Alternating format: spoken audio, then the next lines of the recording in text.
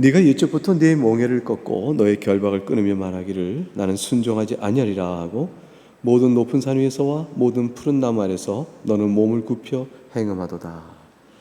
내가 너를 순전한 참종자 곧 귀한 포도나무로 심었거늘 내게 대하여 이방 포도나무의 악한 가지가 됨은 어찌 됨이냐. 주 여호와의 말씀이니라.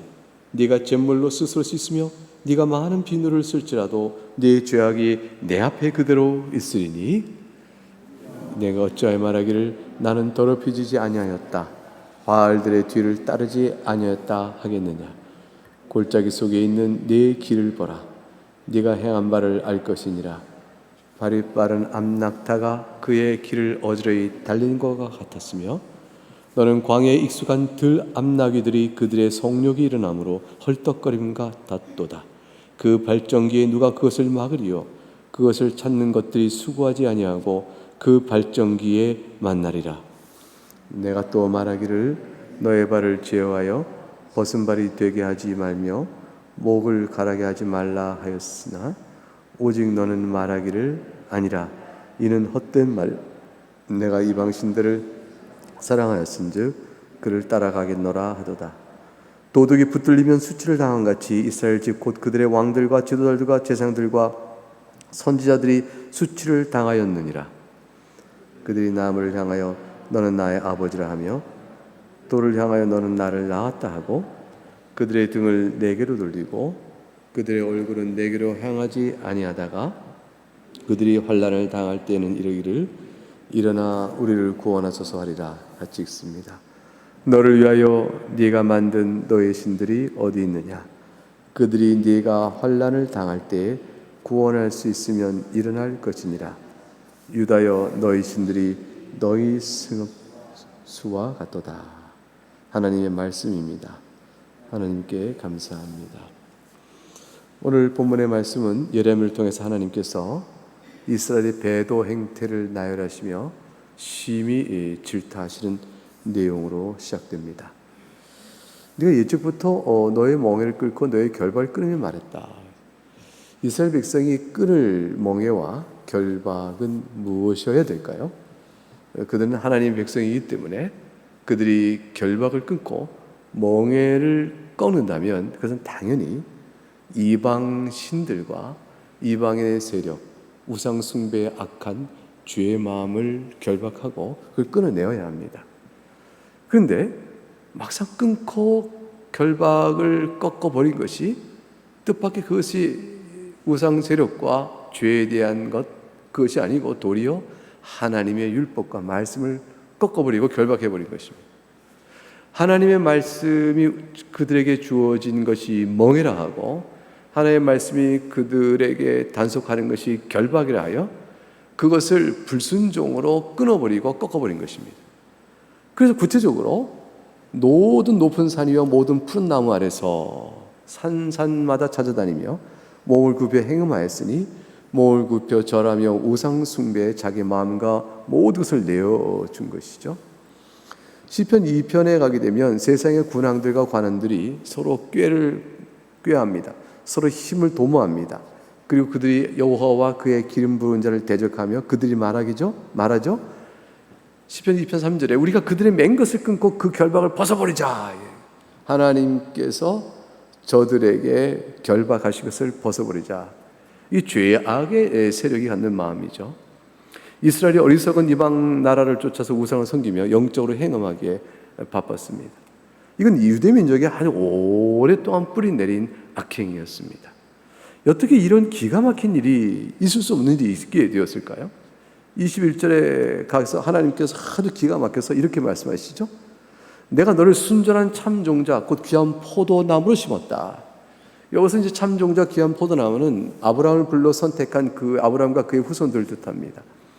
하나님께서 모든 민족들 가운데서 그 아브라함을 선택하고 아브라함이 약속의 잔을 주어 이루는 하나님, 아브라함의 후손들이 하나님이 택한 백성이요 그들을 하나님께 참종자여 귀한 포도나무로 삼으신 겁니다. 하나님의 은혜를 입어서 하나님의 백성으로서 귀하게 세워진 자가 되었거늘 이들이 도리어 자신들의 은혜를 입은 신분을 벗어나서 이방 포도나무의 악한 가지가 되어져서 이방 종교 풍수에 빠진 자가 되었으니 하나님 물으시는 것이죠. 도대체 이게 어찌 됨이냐 물으시는 거예요.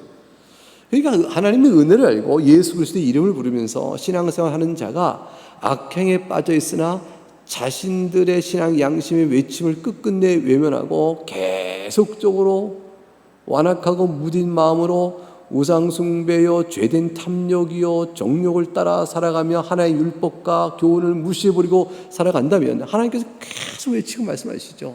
어찌 됨이냐, 네가 이거 어찌 됨이냐, 그럴 수가 있겠느냐라고 묻는 겁니다. 이건 부조리요, 철일 수 없는 일이죠. 너희가 어떻게 이렇게 돌이킬 수 없는 변질이 너희 가운데 이루어졌느냐. 하나님께서 이스라엘 백성하여 언약 백성으로서 있을 수 없는 일에 대한 탄식을 그 앞에 내어놓고 깊은 책망으로 나아갑니다. 하나님께서는 아셔요. 왜 저들이 저렇게 됐는가. 본성을 아십니다. 22절에 너가 스스로 잿물로 씻으며 네가 많은 비누를 쓸지라도 네 죄악이 내 앞에 그대로 있으라. 왜 잿물로 못 씻을까요? 왜 비누로 닦아도 안 닦아질까요? 이 겉을 닦을 수 있으나 속은 못 닦기 때문입니다. 잿물과 비누는 속을 닦지를 못해요.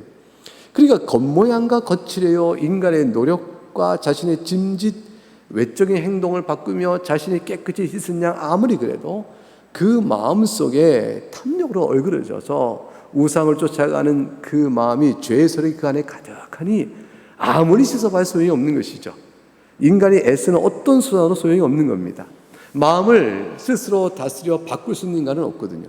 마음에 대한 모든 단속을 해보겠다고 외적인 의식법에 따라서 자신이 무슨 수양과 아무리 해도 끊임없는 마음속에 샘솟는 죄의 세력을 자기가 감당치 못하는 것이에요. 공든탑이 무너지는 것이죠. 아무리 외적인 종교의 율례를 다해도 소용이 없는 겁니다. 이들이 하물며 그렇거늘, 인간이 하물며 그렇거늘 아예 대놓고 우상에게 몸을 굽혀 행음하는 자로 치달아갔으니 저들의 마음이 부패하고 썩은 걸 돌이킬 방법이 없는 거죠. 하나님은 저들에게 완전한 절망의 선언을 하는 겁니다.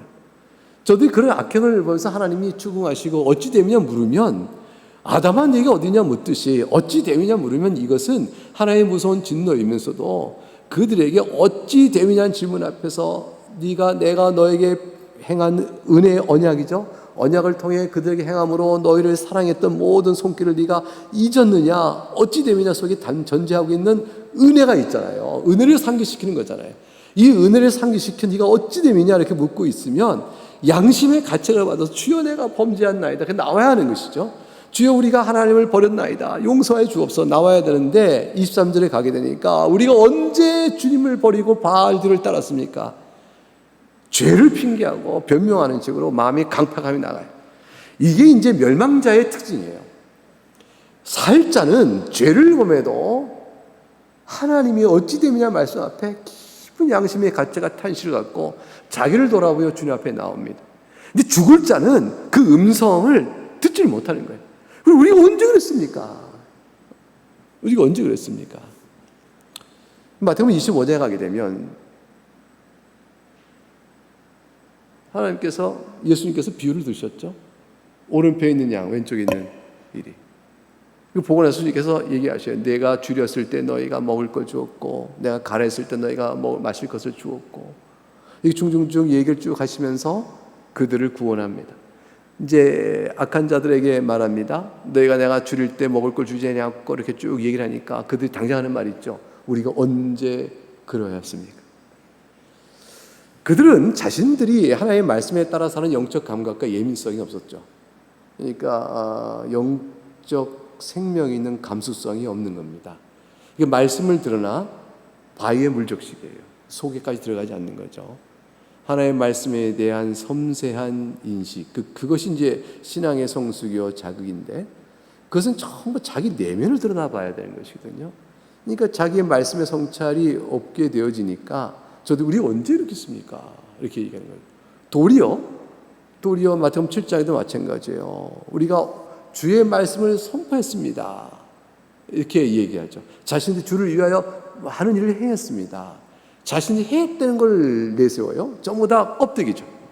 껍데기 행할 일들을 내세우되 마음은 말씀에 닿지 않았는데 말씀에 닿지 않았던 부분을 말하면 우리가 언제 했습니까?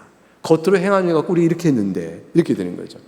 그래서 이중성이 생기는 겁니다. 그래서 멸망안에 이를 자들은 이중적 자기 외식과 위선에 갇혀 있어서 깨우치지 못하는 것이죠. 지금 이 이스라엘 백성이, 예레미야의 대상인 유대 백성이 딱 그 처지에 놓여 있습니다. 하나님께서 증거를 대셔요. 23절 하반절 보세요. 증거를 대시죠. 그날에 하나님의 심판대 앞에 증거를 대실 때 우겨댄다고 되겠어요? 골짜기 속에 있는 네 길을 봐라. 골짜기 속을 거쳐서 우상을 숭배하러 다녔던 길이에요. 거기 너희가 얼마나 다녔으면 길을 다 냈겠냐는 거죠. 너희 걸음이 다 얼마나 부지런히 다녀서 우상을 숭배하러 다녔길래 네 길이 이렇게 나이냐. 너희 행할 바를 알 것이라, 이것이죠. 자신이 우리가 행했던 마음의 습성과 행했던 모든 악의 습관을 주님 드러내실 거예요. 네가 갔던 길을 봐라. 네가 무엇을 했느냐. 네가 마음을 썼던 걸 봐라. 너의 시간과 또 모든 삶의 행동과 물질을 봐라. 이렇게 되겠죠. 결국 우리가 살아온 삶의 행태를 다 주님이 보시는 거예요. 우리 인생길을 아시는 주님이 내가 살아온 인생길을 다 보시니까 그 길을 쫙 열어주실 거라고요. 네가 나를 안다고 할 때부터 지금까지 살아온 너의 인생의 궤적을 보자. 골짜기에 너의 길이 있다. 이렇게 된 거죠. 이 예수 그리스도 믿는 사람 가운데 이제 위선적 신앙이 있는 사람은 그게 드러날 것이라고 말이죠. 안 믿는 사람들, 이방인들 향할 말한 게 아니고 언약을 믿고 있다는 아브라함의 혈통적 백성들에게 혈통으로는 구원받지 못한다는 걸 보여주는 거예요. 그러니까 진정으로 그리스도를 믿고 신앙을 고백하고 나온 사람들에게는 영적으로 내면적으로 또 마음으로 믿음을 고백했기 때문에 사실은 신약 교회에 속한 거의 많은 성도에는 영이 해당 안 돼요. 다들 우리 안에 영적 감성이 있고요. 다 우리가 그게 있어요. 우리가 이 말씀을 받는 것은 성숙함과 성장을 위하여 되돌아보아 우리가 주의 은혜로 만일 마음이 중생케 되고 거듭나서 이런 하나님 말씀 앞에 우리 마음이 열어지는 은혜를 입지 못했다면 우리가 어찌 됐을 것인가를 남아있는 부패성에 비추어 보는 거예요. 그러고 나서 하나님의 은혜가 얼마나 큰가를 찬양하게 되는 거죠. 신약 백성은 망하는 게 아니거든요. 그런데 이 말씀이 우리에게 어떻게 교훈되냐면 내가 하나님의 은혜를 받지 못했다면 어떻게 됐을까? 그 비참한 모습을 비추어 보게 되는 거예요. 그리고 남아있는 죄의 흔적을 살펴보게 되는 거죠. 내가 예수 그리스도 아니었으면 내가 이렇게 됐을 뻔했구나. 이스라엘 이 백성, 유다 백성의 이 모습이 내 꼴이었겠구나. 이걸 보게 된 거고, 내가 그러니 여기서 건진받아 오늘 이 말씀을 듣고 나를 돌아보고 있으니 내가 얼마나 은혜 가운데 있는 사람인가를 생각하게 될 것이고, 그리고 혹시 남아있는 죄의 흔적 때문에 내가 이런 습관이 있다면 그거를 주 앞에서 들여다보게 되는 것이고, 그런 것이죠. 23절 맨 마지막 절부터 보면 24절까지 하나님께서 빛 되셨어요. 이 세상에 왜 동물 두셨는가? 동물의 세계가 왜 있는가? 이 자연을 두신 것은 다 자연을 통해서 우리에게 다 영적 교훈을 주시는데, 24절 맨 마지막 절에 발이 빠른 암낙타가 그에게를 어지러이 달린 것 같았으면, 암낙타 뒤를 어지러이 달립니다. 그렇게 빨리 자기가 바라는 어떤 게 있기 때문에 그렇겠죠. 너희 발이 그렇게 우상 숭배의 길을 빨리 갔고, 24절 광야에 익숙한 드람나귀가 성욕이 일어나서 벌떡거리고 발정기에 그를 막을 자가 없이 너희가 우상을 향하여 발정하듯이 달려갔다라는 것이에요. 유대 민족이 악을 행하는 충동이 암낙타나 드람나귀와 같았다. 누구도 막지 못하고 강렬한 열정으로 달려갔다는 것이죠. 이 욕정의 발정으로 인해서 우상 숭배를 향해 치달았다는 악행은 죄악의 세력에 철저히 지배당하고 끌려가고 있는 그런 영적 상태, 죄의 종, 죄의 노예 상태를 그대로 보여줍니다. 25절이니까 또 네가 말하기는 네 발을 제어하여 내가 너에게 그래서 뭐라고 말했느냐. 하나님께서 자신이 줬던 하나님의 교훈을 끼웁니다. 너희가 나의 교훈을 듣지 못했기 때문에 그런 것이냐? 너의 발을 제어라고 하지 않았느냐? 벗은 발이 되지 말게 하라고 하지 않았냐? 목을 가라게 하지 말라고 하지 않느냐? 너희들 신발이 헤어져서 벗은 발이 되고 목이 목마를 정도가 되었느냐? 어째 너희가 무엇 때문에 신발이 헤어져 벗은 바에도 목이 갈 정도가 되었느냐. 그것이 바로 정욕의 성욕의 발전기에 불타듯이 불타서 남자를 쫓아다니고 또 자기 수컷을 따다니는 암나기요 암약대와 같이 그렇게 되는 것처럼 너희가 되지 말라 하고 주님이 교훈하셨지 않느냐. 처음부터 마음을 단속하며 주의하며 하라고 말씀하지 않으셨느냐. 이 죄의 세력이 끄는 힘은 그게 그렇게 달달하고 아름답고 미래가 있는 것 같고 보이거든요. 그게 넘어지게 되는 것이죠. 근데 이것은요, 비록 자기가 원하는 바뿐 아니라 사실 우리 안에 죄의 모든 것들은 다 그래요. 모든 것들은 자기가 옳다 하는 즐거움이 있고 모든 것들은 자기가 그래야 한다라는 강한 힘으로 끌어들이기 때문에 죄로 인한 것은 주님 말씀 죄가 얼마나 다양해요. 십계명에 나와 있는 모든 죄 가면서 부모를 공경하라, 또는 너희가 살인하지 말라, 간음하지 말라, 너희가 도둑질하지 말라, 거짓말하지 말라, 탐심을 갖지 말라, 모든 말씀에 하나 속에 있는 것, 그 전체로 모든 것을 내 몸처 이웃을 사랑하라 할 때 사랑하지 않는 것. 사랑이라는 것은 적극적인 것을 우리 마음을 끌어당기는 것 같지만요, 반대로 사랑하지 않는 것이 우리 마음을 지배하는 끄는 힘이 그렇게 강한 거예요. 이게 플러스 마이너스가 있으면 자석에 있어서 플러스가 끄는 힘이 강하잖아요. 근데 똑같이 마이너스가 끄는 힘이 강해요. 그러니까 해야 될 주의 말씀에 순종이라는 측면에 대한 열정 말고, 또는 죄로 보게 되면 죄의 세력의 플러스 측면이 뭐냐면 갖고 싶은 거 가는 것이 플러스 측면이면요, 마이너스는 미워하고 싫어하는 것도 마이너스예요. 근데 이게 똑같이 힘이 강해요. 그래서 우리가 이제 그 가십을 하지 않습니까? 뒤에서 뒷담화. 이게 왜 재밌어요? 이게 마이너스가 재밌는 거예요. 그러니까 즐거움이, 죄는 끄는 힘의 죄의 세력뿐 아니라 마이너스적인 성격도 또 다 똑같이 끄는 힘이 있어요. 이렇게 같이 이렇게 있어요. 그래서 이들이 우상을 따라가는 이 죄의 마음이 그렇게 강렬하게 쫙 끌려간 거죠. 이들에게는 하나님 사랑이 없고, 그럼 이들의 도덕적 사회가 어떻게 될 것 같아요? 사회가 이 사회적 윤리가 어땠을 것 같습니다. 윤리가 망가진 사회가 되어지죠. 이렇게 되어지는 이스라엘 사회는 총체적인 부패 아래 있게 됩니다. 그래서 이제 26절에 가게 되니까 이제 베드로의 이스라엘이 어떤 상태에 놓이게 되고 어떤 비참한 상태에 있게 되는가 보여주는데, 도둑이 붙들리면 수출당한 같이 이스라엘 짓고 그들의 왕들과 지도자 재상과 선지자들이 수출당하니라.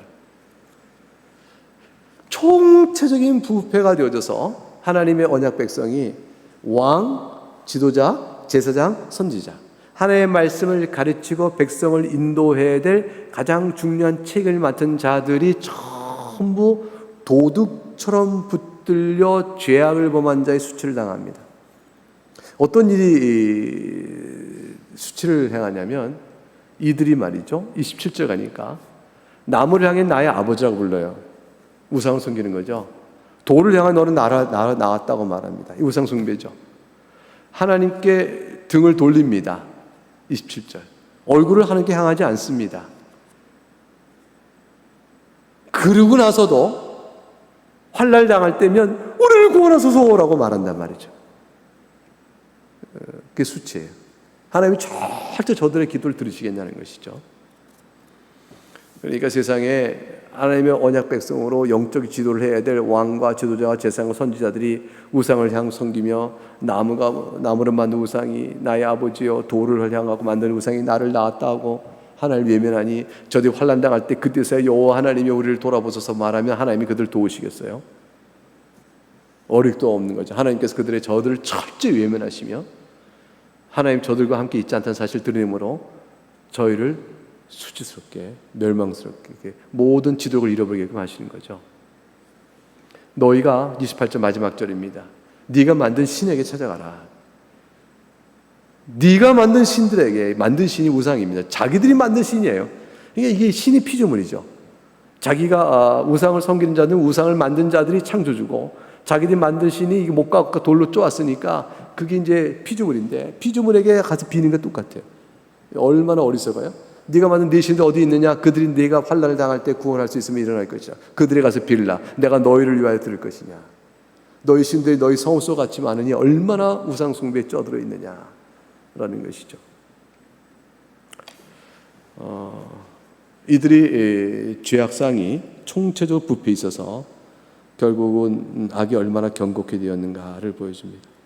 이러한 자들에게 있어서 이들은 법적으로는 언약 안에 있지만 성령의 역사로 인하여 생명을 참으로 얻은 자로서는 이들이 있지 못했습니다. 그러니까 이들 가운데는 남은 자가 몇 명이 됐을까요? 하나님께서 이러한 유다를 그냥 다 버리시면 돼요. 다 끊고 일제버리면 되는데 언약 백성의 관계를 법적으로 계속 유지해 가십니다. 왜냐하면 법적인 언약을 따라 하나님이 택하신 남은 자들은 생명 얻고 나오는 자들이 있거든요. 단 한 명이라도 있거든요. 예레미야도 있잖아요. 에레미야도 살려야 될 거 아니에요. 그러니까 법적 언약을 유지시킴으로 에레미야를 살리시는 일을 행하십니다. 이 주 가운데 남은 자들을 멸시해서 살리시기 위해서 법적 언약을 계속 유지시켜 가시면서 저들을 일깨우시고 돌아오라고 말씀하시는 것이죠. 은혜 입은 몇 사람, 은을 위해서라도. 그러니까 교회가 아무리 예컨대 얘기해보죠. 오늘날 이 교회가 성경의 하나님의 말씀을 믿지 않고 자기 소견대로 믿는 사람들이 좀 많아지고 하나님 말씀의 교훈과 바른 신학에 따른 신앙의 양태를 만들어가지 않고 자기 소견대로 옳은 대로 신앙생활을 하면서 말씀이 주는 부분을 버립니다. 말씀이 그렇다 할지도 그렇지 않고 말씀을 자기 식든 마음대로 해석해버려요. 말씀이 책으로 주었다는 얘기는 뭐냐면 문서를 주었다는 건 뭐냐면 해석의 정론이 있다는 거예요. 근데 그거를 임의로 뒤틀어 버립니다. 그리고 이제 하나님을 믿는 신앙 이런 것이라고 자기가 이제 신화적인 걸 만들어 놓고 이제 가르치고 소견대로 따라가죠. 이 모든 일 속에서 점점점 그리스도에 대한 바른 말씀에 이탈하는 일들이 많아질 거예요. 진리에서 어긋난 일이 많아질 겁니다. 진리를 바르게 선포하는 교회는 구원의 안정성이 확실히 견고합니다. 비록 부족하지만. 그러나 여기서 떠난 교회는 구원에 대한 능력과 그걸 다 잃어버리게 돼요. 그 요한계시록의 7교회를 통해서 주님이 잘 말씀해 주셨어요. 오늘 신약교회가 말씀이 바르게 되어지면 성령께서 말씀을 가지고 역사하셔서 구원하는 일을 반드시 이루시고 이와 같은 본문을 읽으면서 우리의 남아있는 죄의 흔적대로 우리가 끌려간다면 어떻게 비참한 모습이 될까를 보는 것이고 만일 내가 예수 그리스도 십자가를 구원받지 못했다면 어떤 형편이 됐을 것인가를 보는 것이에요. 그러나 우리는 그렇지 않다라는 사실에 감사하면서 더욱더 은혜에 붙들리고 그런 사는 자로 살아야 할 것입니다. 하나님의 귀한 말씀을 사랑하고 그리스도 안에 용서받는 은혜요, 하나님의 법도를 사랑하고 성령의 도우심을 구해 나가는 신실한 기도, 그 가운데서 짧은 한평생을 살아가는 것입니다. 하나님을 마음과 뜻과 힘을 다해 사랑하고 이웃을 사랑하고 교회를 사랑하고 그리고 자기 삶의 자리 속에 성실한 삶을 살아가며 주의 도우심을 구하며 그렇게 사는 것이죠. 네, 이 말씀이 우리 가운데 충만한 은혜가 있기를 바랍니다.